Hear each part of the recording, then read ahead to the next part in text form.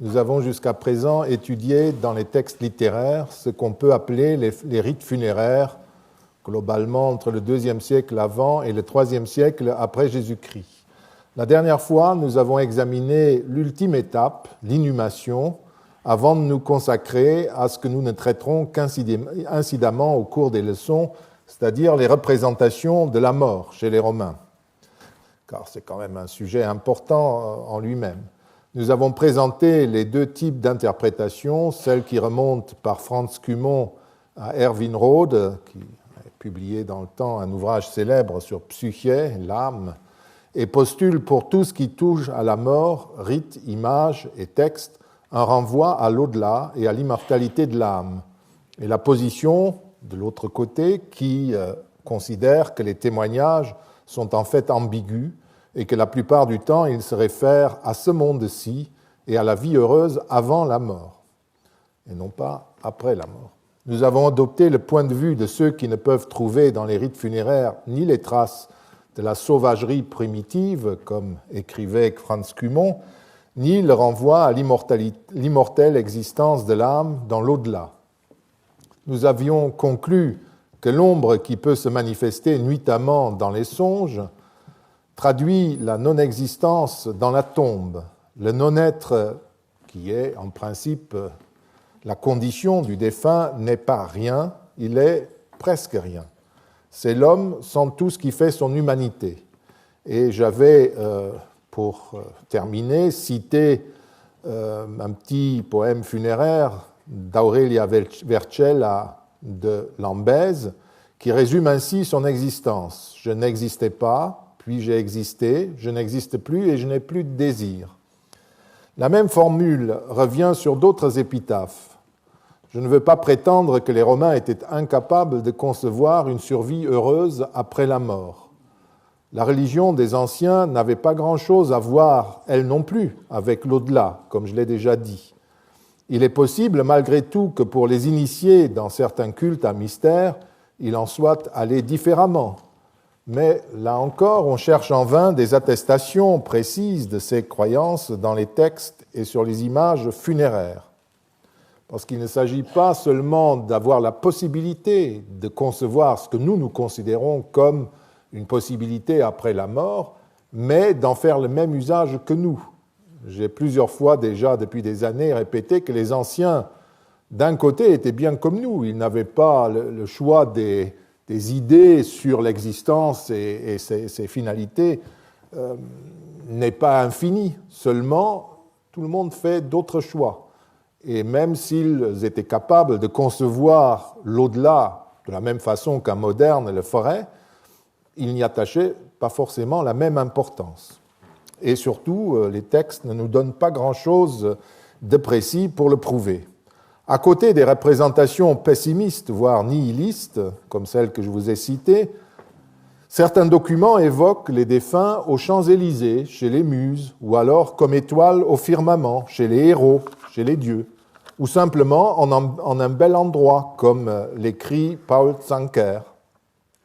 Souvent, ces représentations positives se réfèrent plutôt à une vie qui a été parcourue sans événements négatifs, dans le bonheur, qu'à des visions de béatitude après la mort. Et en fait, toutes ces représentations constituaient ensemble le discours sur la mort. Les affirmations nihilistes ou qui considéraient que tout se termine là, comme disait notre Aurelia Vercella, et des évocations de félicité après la mort. Et ce discours contradictoire, paradoxal, était assez flou, et il n'avait d'ailleurs pas besoin d'être plus précis. Ce serait là un autre contresens historique, un anachronisme, puisqu'il n'existait chez les Romains aucune doctrine sur l'au-delà, aucune doctrine religieuse ou contraignante. Ça n'existait pas chez eux. Ainsi que l'écrit encore Paul Zanker. Il y a d'autres opinions sur le sujet, et cela va de soi. S'il est question d'immortalité dans ces documents, ce n'est pas d'une immortalité du type chrétien dont il s'agit, mais plutôt d'autre chose, d'une divinisation. Le songe de Scipion décrit par Cicéron, et la divinisation des âmes d'élite sont bien connues, l'apothéose des empereurs aussi. Mais sur ce plan encore, nos sources sont très ambiguës. À la fin du 1er siècle de notre ère, l'historien Tacite exprime dans la biographie qu'il a écrite de son beau-père Iulius Agricola un scepticisme non voilé sur le séjour des mânes et sur l'apothéose promise aux grands hommes par les philosophes. Pour lui, Agricola survivra surtout dans les esprits par le souvenir de sa gloire. Tout ce que nous avons aimé dans Agricola, écrit-il, tout ce que nous avons admiré demeure dans l'esprit des hommes à tout jamais, par le souvenir de ses faits glorieux. Point. Beaucoup d'anciens héros sont ensevelis dans l'oubli, donc ceux qui ont été divinisés autrement, comme s'ils avaient été sans gloire et inconnus.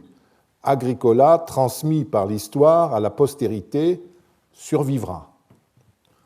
C'est une position quand même pour le moins paradoxale. Plus près de la réalité quotidienne que cet éloge de grand seigneur, voici encore deux autres pièces du dossier. Elles ne sont pas moins ambiguës. Il y a d'abord le projet de Cicéron pour sa fille Tullia. Lorsque celle-ci meurt en 45, avant notre ère, son père ne peut pas se résoudre à la laisser simplement reposer dans une tombe. Ce n'est pas seulement pour échapper aux restrictions légales contre le luxe funéraire qui l'empêcherait de faire une tombe magnifique, si vous voulez, mais aussi parce qu'il veut la diviniser, qu'il envisage de lui construire un lieu de culte qu'il appelle du nom générique de Fanum, lieu de culte. Et d'ailleurs, vous pouvez voir dans ce passage, c'est dans les lettres à Atticus surtout qu'il parle de cela, vous pouvez relire le dossier si ça vous intéresse, j'en ai fait un ou deux extraits, et vous voyez qu'il utilise le terme d'apothéosis, apothéose, divinisation, à propos de sa Tullia.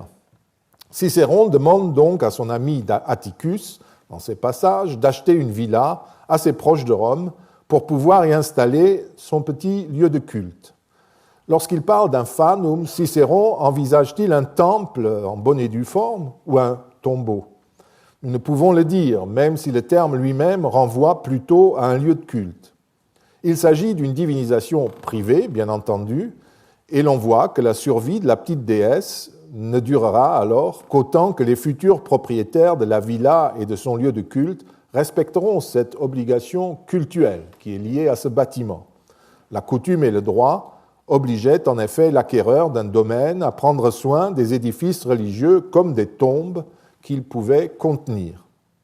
On constate donc une fois de plus que la survie des Romains n'est pas, même quand elle est envisagée sous forme de divinisation, n'est pas exactement celle des chrétiens. On a beaucoup discuté évidemment sur ce passage de Cicéron, et un travail déjà ancien de Pierre Boyancé a discuté et précisé l'arrière-plan philosophique possible du projet cicéronien qui revient aussi dans des textes que je n'examinerai pas, mais qui sont assez proches des poèmes funéraires. Ce sont les fameuses consolations. C'était un rite social assez courant que des gens de plume envoient à des amis qui avaient perdu une personne proche une consolation, qui est une sorte de méditation sur la mort. Donc, dans tous ces textes, comme dans l'affaire de Tullia, il y a des références à un arrière-plan philosophique, mais il ne faut pas y voir un mysticisme ou de chercher trop loin, parce que déjà, à l'époque de Cicéron, tout cela n'était pas encore commun à son époque. Et d'autre part, on constate aussi, je l'ai dit, que c'est un projet donc pour le moins ambigu. D'autant plus que d'autres documents sont plus clairs dans leur ambiguïté. À Rome, l'épitaphe d'une jeune fille lui fait dire, elle parle donc aux passants, « Je gis morte ici et suis cendre. » La cendre est la terre. Or, la terre est une déesse. Je ne suis donc pas morte.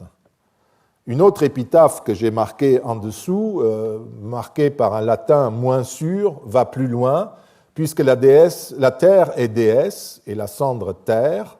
Non seulement la défunte n'est pas morte, mais elle est elle-même déesse ce que l'autre n'osait pas dire, mais la suivante, qui était chère aux siennes, cette jeune fille, franchit le pas, ou celui qui a composé, bien évidemment, le poème.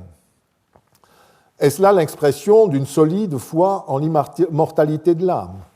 D'abord, il faut savoir que ces tombes sont des véritables tombes aux dieux mânes de ces jeunes filles, et pas autre chose.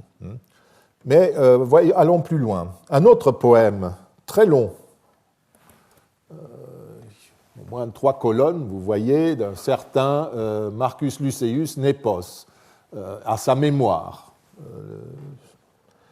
Le monument est dressé mentionne sa mémoire. Donc ce très long poème paraît suggérer une divinisation. Le défunt commence par interdire à la piété ignorante, ignara pietas, à la piété ignorante de porter le deuil de quelqu'un, lui-même bien entendu, qui a été reçu dans une résidence d'en haut, c'est-à-dire au ciel. Puis il continue en affirmant qu'il ne pénétrera donc pas dans le Tartare, dans le monde des dieux mânes, qu'il ne passera pas l'Achéron dans la barque de Charon et ne subira pas le jugement de Minos, toute la mythologie de l'entrée dans les enfers. C'est, continue-t-il, la pure Vénus qui a donné l'ordre qu'ils ne connaissent pas la résidence des silencieux, encore une expression pour qualifier les dieux mânes, et qui l'a porté in caeli lucida templa, dans les espaces lumineux du ciel. Donc tout cela paraît clair. Il dit, moi, ce n'est pas comme les autres, comme pour les autres, je ne vais pas dans les enfers. Moi, avec l'aide de Vénus, je monte au ciel, ce qui est un thème classique. Les dieux peuvent effectivement élever au ciel des héros de l'humanité ou des héros mythologiques comme Hercule, etc. Mais quand on regarde de plus près ce texte, comme Thomas Peccari l'a fait, et aussi les spécialistes de ces textes, de ces poèmes funéraires, comme Franz Büchler, qui est le grand éditeur de ces textes il y a un siècle, eh bien on découvre que ce poème est en fait un grand montage de citations poétiques, quelque chose de très artificiel. Ce n'est pas M. Luceius qui parle, ce sont les poètes qui parlent. Les lignes 6 et 8 viennent d'Ovide. Vous pouvez relire ça si vous voulez. La ligne 10 est extraite de Virgile, comme la ligne 12. Et pour ce qui nous intéresse plutôt ici, les lignes 18 et 19 se rapportent encore à Ovide, et la ligne 24 cite Horace. Et le passage, on peut continuer. Et le passage crucial à la ligne 28, où Vénus l'emmène dans les In caeli lucida templa, eh bien, c'est une citation littérale de les caeli lucida templa de Lucrèce. Lucrèce, pour fonder un projet d'immortalité, est au moins une source étrange qu'on n'attendrait pas tellement, n'est-ce pas? Donc ça montre déjà le côté paradoxal. Le défunt paraît donc proclamer son apothéose, mais en fait, son poème étale surtout sa culture poétique, et il est difficile de considérer ce poème comme un témoignage directement utilisable, ce que Franz Cumont admettait d'ailleurs tout à fait. Donc vous voyez, même les sources qui paraissent les plus claires sont problématiques en elles-mêmes. Plus paradoxales encore sont quelques inscriptions clairement funéraires, découvertes en Germanie inférieure, à Millingen, aux limites de la Hollande. C'est vraiment l'extrémité nord-est de l'Empire romain. Et donc une inscription de la fin du 1er siècle, début 2e. Et à Rome, sur la Via Appia. La première de ces inscriptions est un autel, voilà la transcription du texte, qui porte le texte suivant. Mucronia Marcia a consacré à déesse maîtresse Rufia, Dea Domina Rufia, Materna, un autel et un bois sacré, Lucum, où elle a institué pour chaque année un sacrifice, Sacrum, le 16e jour avant les calendes d'août, soit le 17 juillet, au jour anniversaire de sa fille Materna, au non d'octobre, soit le 7 octobre, et au Parentalia, le 9e jour des calendes de mars, soit le 21 février, dernier jour de la fête des morts. Donc elle a instauré tout cela pour les Rufii, les membres de cette famille, des Rufii, Similis le père, Rufius Similis le fils, et Rufia Materna sa fille.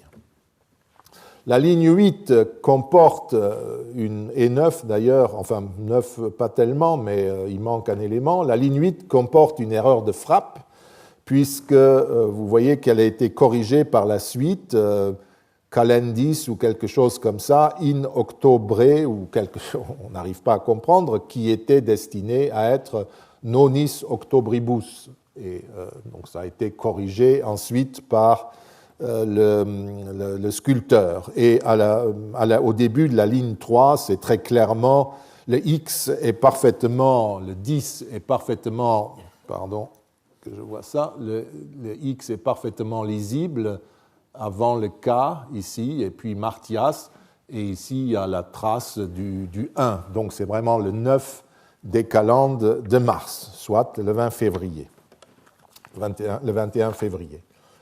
Il s'agit à Millingen, c'est le nom actuel bien entendu, d'un petit lieu de culte semblable à celui que Cicéron envisageait pour sa fille, même si le lieu de culte comprend d'autres personnes, les deux Rufii, Similis, père et fils. Comme pour Tullia, nous ignorons si ce bois sacré, Lucus, se trouvait dans une nécropole. Chez Cicéron, il s'agit d'un domaine, il parle aussi à un moment donné d'un jardin, nous ne savons rien de plus. Le lieu de culte appartenait aux trois, donc le père, le garçon et sa fille, et c'est cette dernière seule qui avait été divinisée, puisqu'elle porte le titre de Dea Domina, déesse, maîtresse, Rufia Materna. Et elle possède non seulement un autel, mais aussi un lucus, comme les autres, un bois sacré. Ceci n'est pas une exception, et on rencontre de ci de là des bois sacrés de nécropole, comme Laura Cioffi, dans un article, l'a rappelé. Il est vraisemblable que le terme de lucus est employé dans ce contexte à la place de hortus, ou pour parler grec, un kepotaphium, un tombeau de jardin, si vous voulez. Kepos, était en fait un jardin. Donc. Il est impossible de savoir si le lucus des Rufii était compris autrement. Dans la mesure où il y a 3 défunts enterrés là, pour moi, c'est un jardin funéraire comme tant d'autres. Ensuite, Mucronia Marcia, qui fait la consécration, c'est la mère, donne aussi un calendrier à ce lieu de culte, des sacras, des services religieux à célébrer sur cet autel, en l'honneur de sa fille défunte, la petite déesse, mais aussi des autres. La jeune fille, maintenant, c'est là qu'est le paradoxe, est divinisée. Or, elle reçoit, certes, un sacrifice lors de son anniversaire, mais son père et son frère aussi, puis à une date que nous n'arrivons pas à identifier, est-ce qu'il s'agit de la mort de la jeune fille, nous ne le savons pas, et puis, surtout, elle reçoit, comme les autres, un sacrifice le jour des morts, le 21 février, quand on sacrifie au dieu Man. Les exemples de Tullia et de la petite Materna, qui proviennent l'un du cœur de l'Empire, l'autre de son extrémité septentrionale, démontrent donc que même lorsqu'on procède à une divinisation des siens, on n'est pas très éloigné malgré tout du culte funéraire. Pour Tullia, nous ne connaissons pas les détails du culte que Cicéron entendait instaurer dans son Fanum. Malheureusement, on n'en parle plus, les sources cicéroniennes n'en parlent plus. Mais pour Dea Domina Materna, il s'agit indubitablement d'un culte funéraire. Pour constater la différence, il suffit de considérer un instant le culte des empereurs divinisés, qui est, quant à lui, très différent.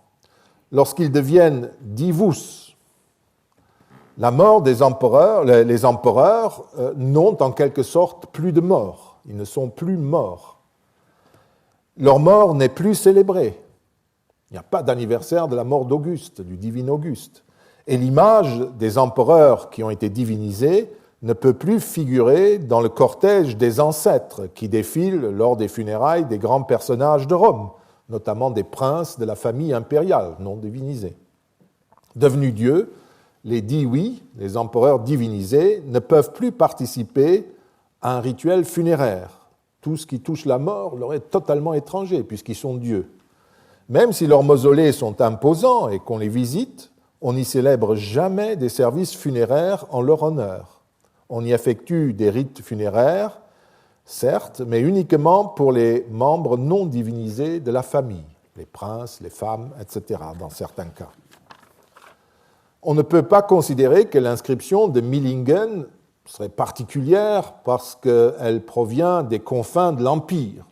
Déjà la sauvagerie barbare, comme aurait dit Cumont. Pas du tout. À Rome même, une tombe de la Via Appia, datant de 130 environ, qui est située à la hauteur de l'église de San Sebastiano, contient 3 inscriptions.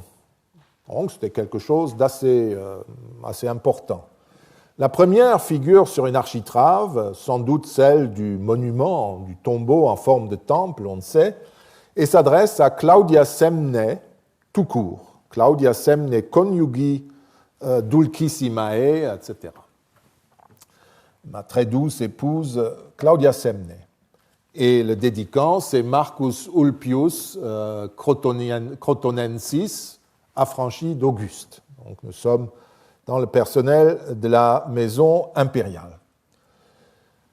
Crotonensis a construit cet édifice pour son épouse Claudia Semna et pour son fils Marcus Ulpius Crotonensis, Claudiae Semnae Uxori, donc pour son, ça doit être le dédicace du monument, pour son épouse Claudia Semnae, surnom grec, ancien esclave, et Marcio Ulpio Crotonensi, filio, Crotonensis Augusti Libertus fecit, il a fait faire, etc. Puis il décrit le monument.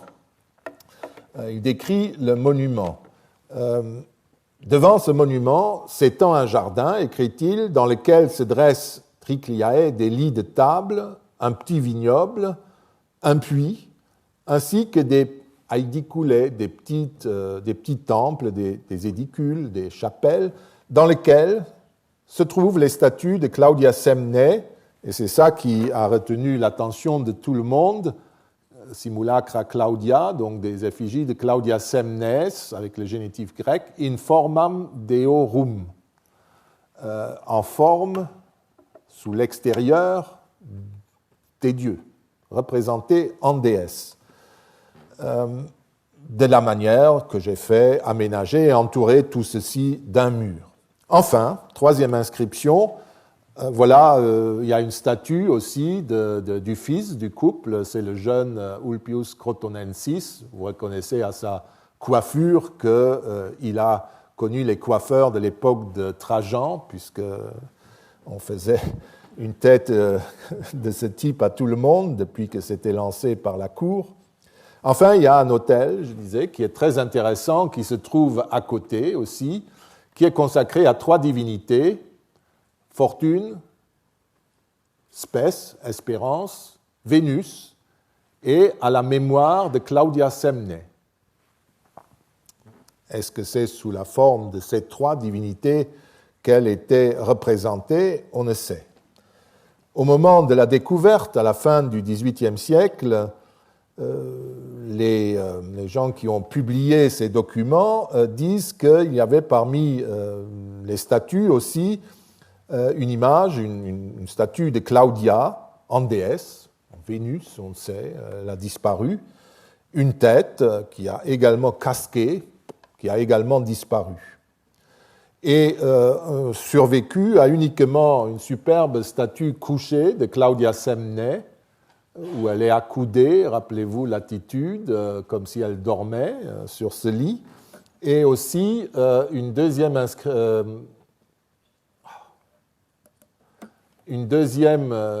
image qui est plus intéressante. Vous voyez Semnae avec sa coiffure qui, elle, date un peu, c'est une coiffure d'époque flavienne, ces espèces de comme on appelle ça en France, de choucroute, qu'on montait sur le front les cheveux, et c'est typique de l'époque flavienne. Mais ce n'est pas cela qui nous intéresse, vous voyez, elle est dans une position plus hiératique, mais surtout ce qui est important, c'est que c'est un fronton. Normalement, un fronton d'édicule, de temple, renvoie à une personnalité divine. C'était au moins donner des honneurs égaux à une déesse, à une mortelle, des honneurs égaux à ceux d'un dieu ou d'une déesse, à un mortel ou une mortelle. Et on a l'impression qu'ici, il y a un peu figuration de Claudia Semne in formam deorum, à l'image des dieux. Il y a même des poutis qui l'élèvent vers le ciel. Vous voyez très bien le jeu avec les catégories. Sans oublier que ce tombeau se trouvait au milieu d'une énorme nécropole, donc on n'est quand même pas dans un lieu de culte banal, on constate que le dédicant ne dresse pas le moment à Claudia appelée déesse. Sur une inscription que vous avez vue, c'est simplement à Claudia, mon épouse, et à mon fils, etc. Et il mentionne uniquement que les édicules qui se trouvent près du tombeau contiennent des images de Claudia sous forme de déesse. Il est vrai aussi que le dédicant ne s'adresse pas non plus à Claudia comme déesse, ni au dieu Man, qui pourtant, à l'époque où le tombeau a été créé, était l'appellation normale. Mais il s'adresse sur cette dédicace à la fois où il est question de divinité, il y a 3 divinités, mais Claudia, on s'adresse à sa mémoire, comme si c'est en fait sa mémoire qui est divinisée plus qu'elle-même. Donc vous voyez qu'il y a un jeu très raffiné avec les catégories. Autrement dit, ceux qui envisageaient et disaient ouvertement qu'ils divinisaient leurs défunts n'avaient pas les idées très claires à propos de l'immortalité. Ou alors, l'immortalité n'était pas une catégorie très claire pour eux. Aux exemples de Millingen et de la Via Appia, je peux encore ajouter un autre exemple provenant de Rome. Il s'agit d'une longue dédicace funéraire qui provient du domaine des Quintilii, un peu plus loin sur la Via Appia. Elle est malheureusement mutilée, très mutilée. La base est consacrée, cette fois clairement au dieu Man et à la mémoire éternelle de Claudia Pontica, épouse du dédicant Publius Claudius Amomus. Ce dernier s'étend ensuite, donc après avoir mentionné la dédicace, sur ce qui paraît être une justification de la divinisation privée de Claudia. Il s'écrit ainsi, à la ligne 4, si l'on suit la restitution de Théodore Mommsen, ô très pure et plutôt très véritable déesse, ô sancta immoverissima, une véritable déesse, et rappelle tout ce qu'il devait à Claudia, avant de dire qu'il fera son éloge parmi les humains en la nommant parmi les déesses. Donc à nouveau, la divinisation privée d'une femme, ce sont toujours les femmes ou les jeunes filles qui sont divinisées, comme si les hommes ne le méritaient pas trop. Mais malgré tout, la dédicace est faite au dieu Man et à la mémoire éternelle de Claudia. On dirait encore une fois que c'est plutôt sa mémoire qui est divinisée plutôt qu'elle-même. Et les dieux Man sont là. Même confusion qu'à Millingen, n'est-ce pas? C'est une déesse, mais on fête la fête des morts. Je viens de prononcer le nom des dieux Man à plusieurs reprises, qui prouve lui aussi que l'on ne peut pas parler de divinisation au sens chrétien. Les dieux parents, comme on disait à l'époque républicaine, avant le début de notre ère, ou les dieux Man, comme on les appelle à partir du début de notre ère, sont une divinité collective qui comprend tous les défunts. Et ainsi, tous les défunts sont en quelque sorte divinisés par les rites de l'enterrement. Ces derniers, donc les défunts, constituent une parcelle de cette totalité des dieux Man, et le jour où personne ne fera plus exister leur identité et leur nom par un culte annuel, une invocation annuelle, eh bien ils tomberont dans l'anonymat de la collectivité. Le culte des morts est au fond un culte du nom des défunts qui immortalise les mânes de Gaius, de Gaïa, de Publia, de Claudia et tout ce que vous voulez, et les protège de la désintégration dans les enfers et dans le souvenir. D'où également la fréquente mention de la mémoire, encore dans la dernière inscription que nous avons lue. Et vous voyez que la distance n'est pas très grande entre ces gens, la petite couche moyenne, si vous voulez, des fonctionnaires impériaux ou des gens moyennement aisés, et le milieu tacite, c'est-à-dire la super-élite, n'est-ce pas, très cultivée. Ce qu'il dit d'Agricola cadre tout à fait avec nos histoires, là. Les Romains réfléchissaient d'ailleurs sur cette identité étrange des défunts dans l'au-delà, les dieux mânes, comme Nicolas Lobry l'a souligné dans une thèse récente sur les inscriptions funéraires de la Lyonnaise, dont on attend avec impatience la publication. Tantôt il consacre une tombe au dieu mâne d'un tel ou d'une telle. Tantôt il dédie une tombe au dieu mâne, virgule, à un tel ou une telle. Tantôt encore, il s'adresse directement au défunt ou à la défunte. Une sorte d'hésitation dans les dédicaces. Et puis, et pas seulement dans les provinces de l'Empire, mais en Italie et à Rome même. Et puis, nous venons de le voir, parfois, ils évoquent en même temps la divinisation du défunt. On constate que les Romains avaient manifestement des petits problèmes de compréhension et que quelques-unes des formules qui circulaient paraissaient plus compréhensibles à certains, non seulement aux provinciaux, mais même aux habitants de Rome. Et nous avons de nouveau cette même hésitation qui compose autant de témoignages d'activités théologiques privées qui s'exerçaient dans le cadre des coutumes ancestrales. Une fois de plus, il n'y avait pas d'enseignement contraignant sur tout cela, c'était des pratiques. Et les gens réfléchissaient sur ce qu'ils faisaient, sur les noms qu'ils employaient, sur les catégories divines qu'ils invoquaient ou qu'ils créaient même par les rites funéraires. Je ne vais pas m'étendre sur la représentation de la mort à Rome. On pourrait en parler éternellement. J'en ai d'ailleurs déjà traité dans un séminaire fait au collège il y a presque 10 ans et je vous renvoie à l'étude que j'en ai tiré, et toujours aussi au travail de Thomas Peccari sur la croyance dans l'au-delà. Nous retrouvons le même problème dont je viens de parler avec les images figurant sur les tombes et leur interprétation. Le sujet est important et nous prendrait également tous les cours restants si nous voulions le développer. Je me limiterai donc à quelques données que j'emprunte notamment à Paul Zanker. Prenons les thèmes dionysiaques, souvent représentés. Un premier type donc de représentation fréquent sur les monuments funéraires. On peut évidemment les interpréter en suivant Erwin Rode, le travail de Zanker. Jacopo Ortali a aussi examiné des monuments funéraires de la zone d'Aquilée qui ont tout un décor dionysiaque, et puis Robert Turcan est plus sceptique sur cette interprétation. On peut évidemment, comme j'ai dit, interpréter ces décors dionysiaques avec Erwin Rode et Karl Kereni comme une représentation de la vie bienheureuse qui attend le défunt dans l'au-delà, notamment s'il avait été initié au mystère du dieu Dionysos. Mais rien n'empêche, rien ne l'impose, et rien n'empêche de comprendre les banquets représentés sur les tombeaux et les symboles dionysiaques, sur les tombeaux et les monuments funéraires, comme des représentations de la vie heureuse dans l'au-delà, donc comme des scènes renvoyant à l'au-delà plutôt qu'à ce monde-ci, à cette vie-ci. Et sur ce plan encore, deux points de vue s'affrontent.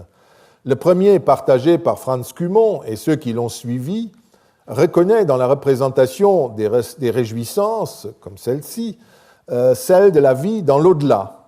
Le second tient compte des poésies funéraires et des images et les comprend plutôt comme des renvois à ce monde-ci, à la félicité que le défunt a quittée. La représentation d'un banquet des bienheureux dans l'Élysée n'est pas impossible, comme le démontre cette fresque qui vient de la catacombe de Vibia sur la Via Appia encore et date maintenant d'une époque nettement plus tardive, de 350 après notre ère. Les inscriptions explicitent le cadre général de la scène. Vibia est introduite par un angelus bonus, un bon messager, vers le stibadium, cette tablée en arc de cercle, un banquet consommé sur des matelas posés sur une prairie fleurie. Nous sommes dans les Champs-Élysées. Les personnes attablées ont été bonorum judicio judicati, c'est-à-dire jugées par le jugement des bons. Ils ont passé avec succès le jugement des morts, un jugement qui est d'ailleurs, semble-t-il, représenté sur une autre image nettement plus mutilée, où l'on voit Vibia devant un tribunal. C'est du moins l'interprétation qu'on donne. Et sur une autre petite image latérale, nous voyons attablées 7 personnes qualifiées de prêtres de Sabasios, comme l'était Vicentius, l'époux de Vibia. Les inscriptions et la deuxième image, qui paraît représenter un banquet funéraire, rendent possible l'identification d'un banquet de bienheureux, ce qui est très rarement le cas sur les autres images. On constate en tout cas que le vœu adressé aux défunts est de jouir de l'abondance et des plaisirs de l'île des bienheureux, d'une béatitude bien terrestre encore et qui n'a rien à voir avec l'au-delà chrétien, où le bienheureux contemple perpétuellement Dieu et chante ses louanges. Il est vrai que les exhortations, comme celle de Flavius Agricola qu'on a déjà vues la dernière fois, laissent penser que ce qui est en cause, même s'il imaginait un au-delà de plaisir, c'est précisément la continuation de ce qu'il a fait en ce monde-ci. Et sa représentation de l'au-delà renvoie donc au plaisir de ce monde-ci, plaisir qui était assez large, si vous voulez. Et si nous attribuons le banquet, vous voyez le fameux texte, n'est-ce pas, où il invitait à boire, à bien manger, à bien fêter, et à courtiser les jeunes filles. C'est cela qu'il est déjà étalé sur son lit de banquet en train de le faire. Si nous attribuons ce banquet représenté à l'autre monde, ces plaisirs ne sont rien de plus que ce que Flavius a déjà eu de son vivant. C'est simplement une continuation de la vie heureuse terrestre. Il faut ici se rappeler que l'interprétation d'une situation et d'un monument comme d'un rituel ne sont jamais certains et définitifs à Rome, ni dans un sens ni dans l'autre. Comme le souligne Paul Zanker, ces scènes peuvent être ambiguës parce qu'aucune interprétation ne peut être effectivement désignée comme étant la bonne, dans la mesure où les Romains ne connaissaient pas une vérité unique, révélée par la divinité elle-même sur ces situations extrêmes. Les interprétations et les signes de la mort n'étaient à chaque fois qu'un point de vue sur le présent et le futur du défunt et de la défunte. Il n'y avait pas de représentation généralisée ou unique de tout cela, et rien ne s'imposait. Toutes ces questions sont intéressantes en elles-mêmes, mais je ne voudrais pas m'y perdre.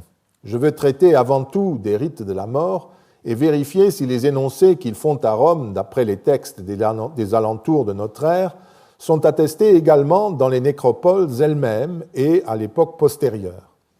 À cet effet, je procéderai en suivant la même méthode que j'ai suivie pour les autres rites et sacrifices des Romains. Je les prends au sérieux. Mon ami Jesper Svenbro a un jour écrit qu'il fallait décoloniser l'Antiquité, et c'est bien de cela qu'il s'agit. Nous devons refuser d'appliquer de force aux documents des anciens des représentations qui sont censées ressembler aux nôtres, en renvoyant tout le reste à la sauvagerie primitive, ce que Franz Cumann notamment a fait, vous vous rappelez. En 1922, il reconnaissait bien que les documents provenant des tombes n'exprimaient pratiquement jamais l'espoir de la vie dans l'au-delà. Dans le volume Lux Perpetua de 1947, il reprend ce même passage pour réaffirmer que l'expression du doute concernant une survie plus agréable était le dernier avatar du rationalisme développé par les philosophes. En entrant maintenant dans le vif du sujet, nous admettrons d'emblée que nous ne nous attendrons pas en premier lieu à rencontrer un discours eschatologique frappé au coin du christianisme, mais plutôt une série de gestes et de signes qui véhiculent eux-mêmes des énoncés implicites sur la mort et sur le défunt, et qui attribuent notamment à celui-ci la place qui est la sienne dans l'ordre des choses. Pour des raisons de temps, je laisserai de côté tout l'aspect communicatif des tombes et des inscriptions que l'on peut y lire. On a déjà amplement écrit sur cette question, et dans ces leçons, il s'agit essentiellement de voir si les moments rituels que j'ai identifiés à partir des sources explicites sont bien attestés et comment dans les tombes ou sur d'autres documents, les inscriptions funéraires. D'ailleurs, la représentation, la communication qui s'établit à travers le tombeau ou les inscriptions répète ce que j'ai dit. Elle parle surtout de ce monde-ci. Elle parle de ce qu'on a été, de ce qu'on a fait, et que maintenant, c'est fini. Et en exhortant souvent les vivants d'en profiter tant qu'on n'est pas au même endroit. Commençons donc par nous occuper maintenant plus directement de l'archéologie, des documents de terrain, si vous voulez. Allons dans les nécropoles. Les thèmes ou les étapes rituelles identifiées précédemment sont au nombre de 5. L'exposition, la procession funéraire, le sacrifice d'une victime, mettons la truie à Cérès, les funérailles et le banquet funéraire qui sont liés. Puis la période des 8 jours, le sacrifice au 9e jour et le banquet célébré ce même jour. Enfin, la fête des morts et les éventuels parentationes, les services funéraires supplémentaires.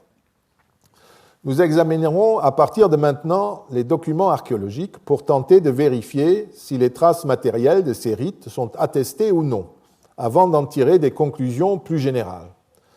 Par documents archéologiques, nous entendons tous les documents qui proviennent directement de tombes, des structures de fouilles aussi bien que des inscriptions ou des images.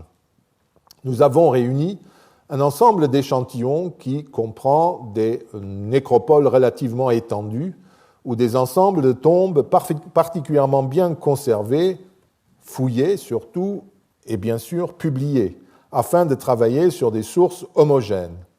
Beaucoup de fouilles plus anciennes de nécropoles, vous en avez eu un exemple avec cette magnifique tombe de Claudia Semney, sont inutilisables pour notre enquête, sauf pour ce qui concerne les inscriptions, et quand nous avons quelques images, c'est déjà beaucoup, puisque les techniques de fouille qui sont capables de fournir des réponses à nos questions n'existaient pas à l'époque où ces fouilles étaient faites. Et la plupart du temps, même les questions que nous nous posons aujourd'hui n'étaient pas prises en compte.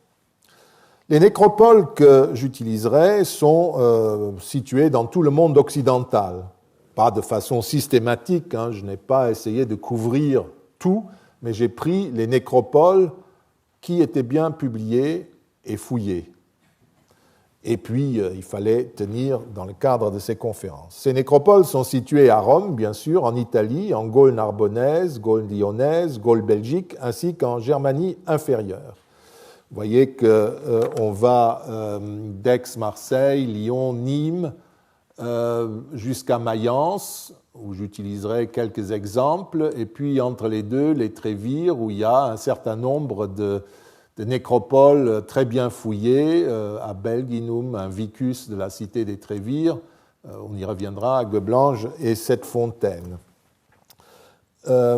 S'y joint encore comme exemple en Afrique romaine la nécropole de la colonie de Puput, c'est Hammamet aujourd'hui, où il y a une nécropole tout à fait extraordinaire qui a été fouillée et qui est en cours de publication.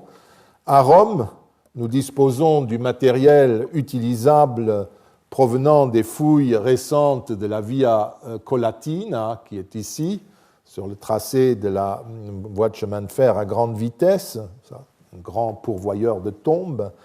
Il y a celle de l'Autoparco Vaticano, c'est un parking du Vatican qu'on voulait construire dans les années 60, et on a trouvé une superbe nécropole, c'est la même qui continue le long de la Via Triumphalis et qui est attestée sous la nef de Saint-Pierre, mais fouillée cette fois-ci les moins monumentales, mais elle est surtout aussi fouillée de façon tout à fait différente, puisqu'il y a 40 ans entre les deux fouilles.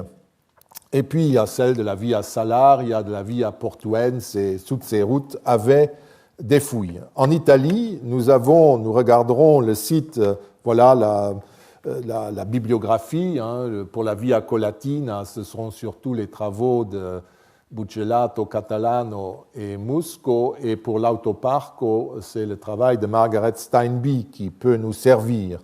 En Italie, nous avons plusieurs sites. Il y a près de Viterbe le site de Musarna, où il y a une belle nécropole à inhumation. Il y a plus haut, près de Ravenne, Sarsina, très célèbre. Vous verrez des gros monuments funéraires, notamment près de Ravenne, il y a la nécropole de la Flotte, classée, classis, c'est du latin. Il y a des tombes de Bologne qui sont assez macabres, vous verrez. Puis près de Ferrare, Santa Catarina di Gambulaga, où il y a une nécropole familiale, enfin partie familiale d'une nécropole plus grande. Et puis encore Vérone et Altinum, près de Venise. Voilà un peu de bibliographie que vous verrez régulièrement. Musarna, c'est Éric Rebillard.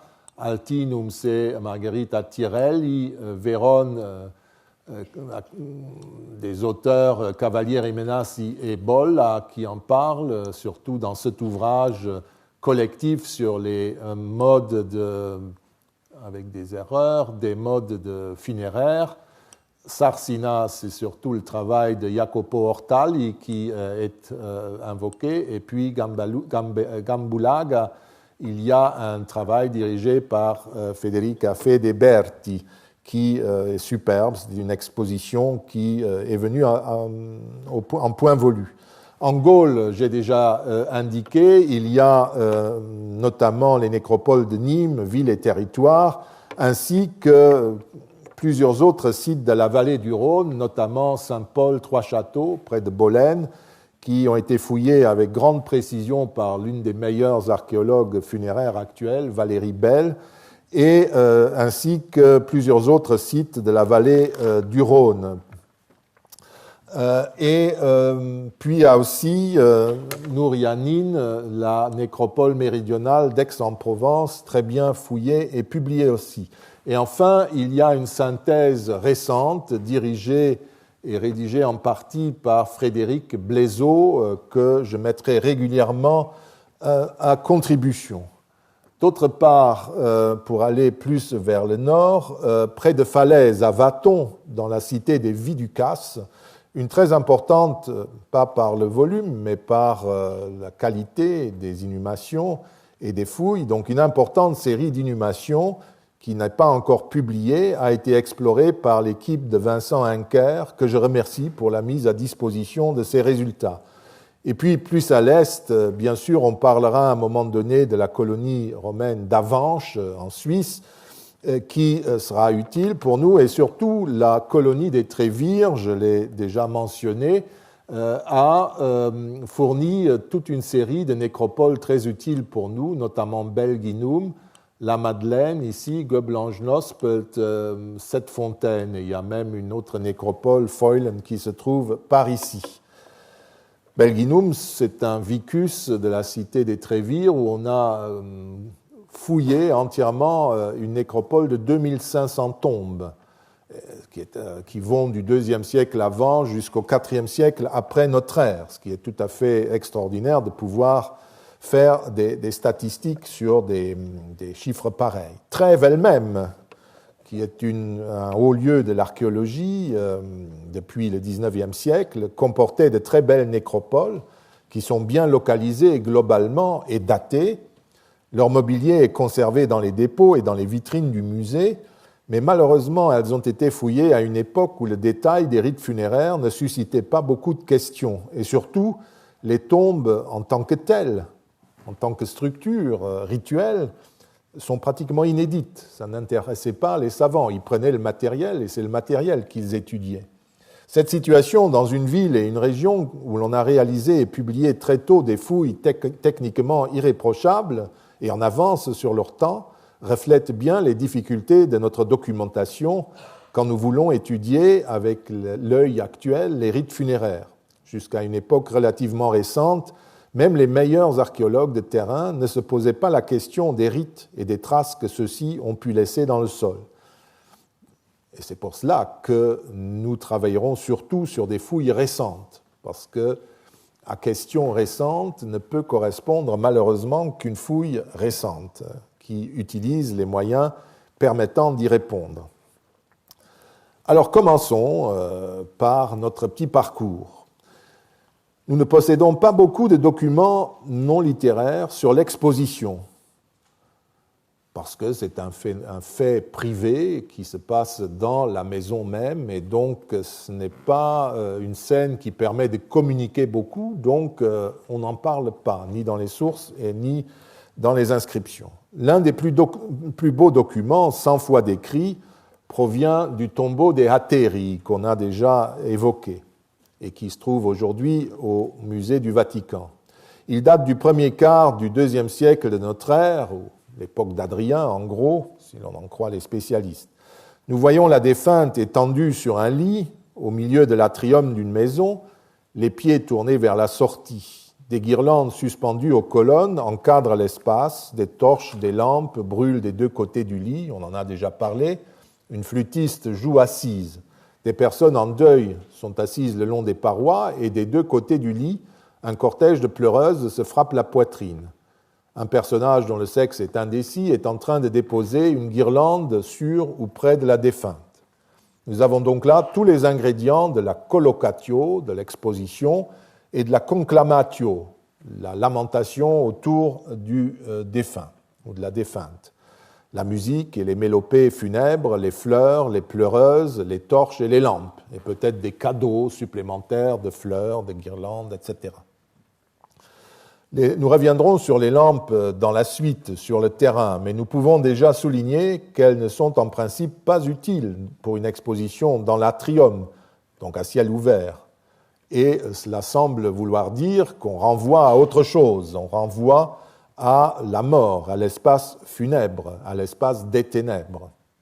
Sur les sarcophages, la plainte peut être représentée de façon plus émotionnelle, comme sur ce relief provenant d'Agrigente, en Sicile, et datant de la même époque.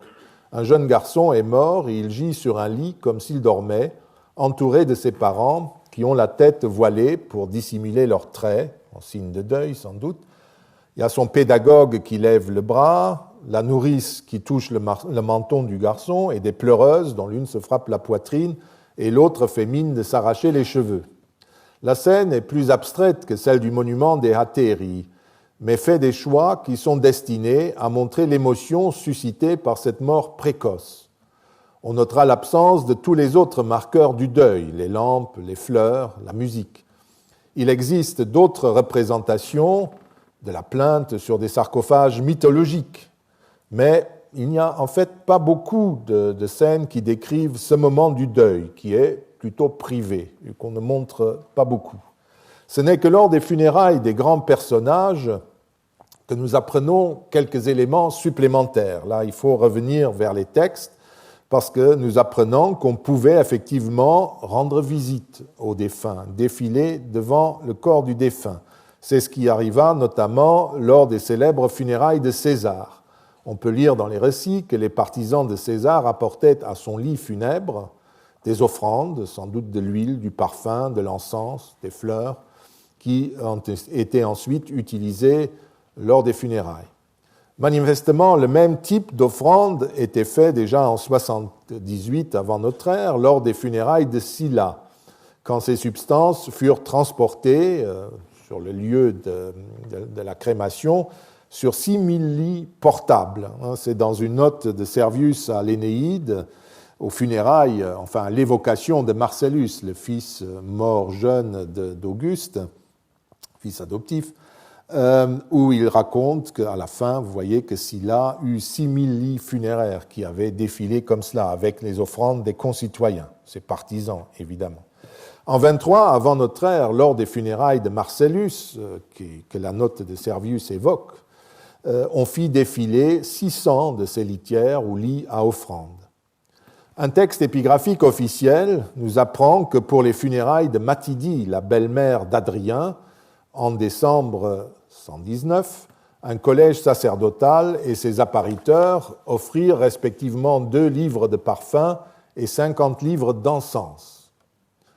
Nous ignorons si, dans le contexte des funérailles privées, les parents et amis offraient également aux défunts du parfum, de l'encens et des fleurs. Mais il est vraisemblable que la coutume publique n'a pas été inventée et provient des usages courants. Et vous vous rappelez, sur le monument d'Iateri, on a l'impression que quelqu'un dépose quelque chose, ça pourrait être une évocation de ses dons funéraires. De la procession, de la pompa funebris, nous possédons encore moins de documents figurés ou archéologiques. Une image qui est toujours montrée est un bas-relief provenant d'Amiterne, en Italie centrale, qui date des environs de 50 avant notre ère. On y voit défiler un cortège précédé de joueurs de flûte et de cors. Les porteurs du lit funèbre sur lequel est couché le corps accoudé d'une défunte sont accompagnés de pleureuses et de parents en deuil.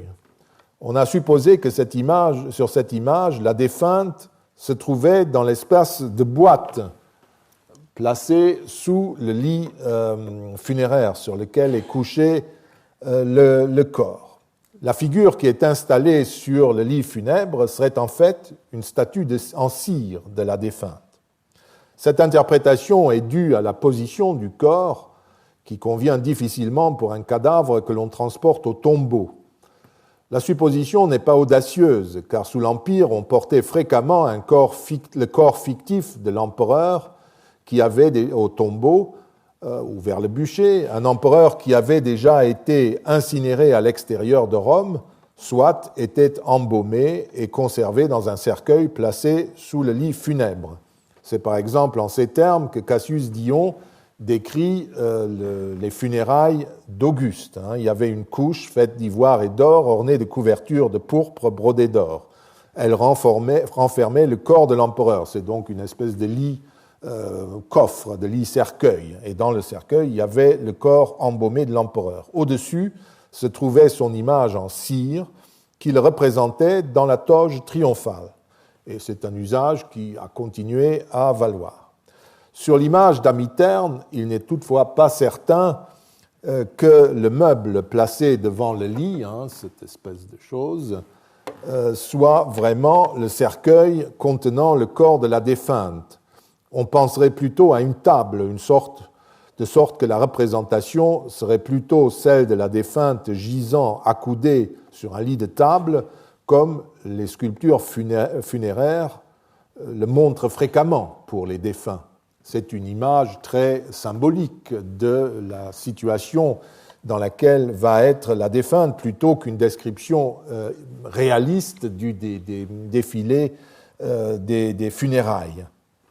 Par exemple, sur ces images qui proviennent de Obernburg en Bavière, de Roumanie, ou d'une autre face du monument d'Ehaterii, où la défunte ou une défunte est installée dans sa tombe et est représentée sur la partie inférieure de l'image. Chez les Hatéri, par exemple, la défunte est couchée sur un lit de table, est accoudée et semble tenir à la main quelque chose qui peut être une coupe pour boire.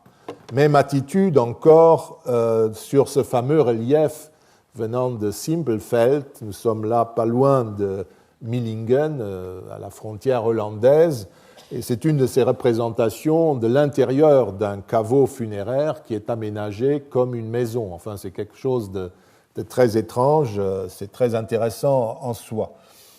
Et vous voyez que lui aussi est accoudé et tient quelque chose dans sa main qui peut être une coupe. Et puis, rappelez-vous, notre amie Claudia Semney, qui est aussi couchée, défunte de cette manière. Il se peut donc que l'image d'Amiterne soit moins réaliste qu'il n'y paraît et que l'artiste ait représenté la défunte dans l'attitude qui était la sienne dans les représentations funéraires.